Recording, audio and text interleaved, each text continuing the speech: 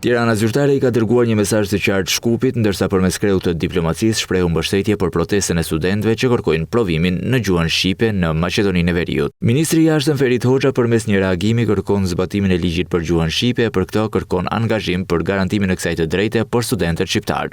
Përdorimi i gjuhës amtare është një drejtë themelore e garantuar nga Kushtetuta e Maqedonisë së Veriut dhe ligji për përdorimin e gjuhëve, e cila nuk mund dhe nuk duhet të ngushtohet apo vonohet nga asnjë procedurë, nëse procedurat rezultojnë të mangëta apo të paqarta. Është detyrim institucional që të gjenden zgjidhje të drejta dhe të qëndrueshme.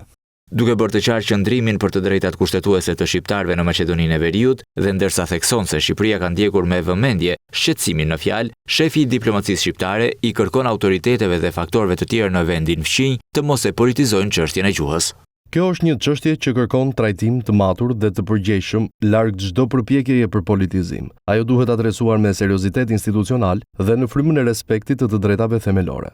Ministri i Jashtëm i Shqipërisë në mesazhin direkt për Shkupin zyrtar thekson se demokracitë jo vetëm që kanë mekanizmat, por edhe pjekurinë e nevojshme për të gjetur zgjidhje ku harmonizohen shteti ligjor, legjislacioni dhe të drejtat e qytetarëve.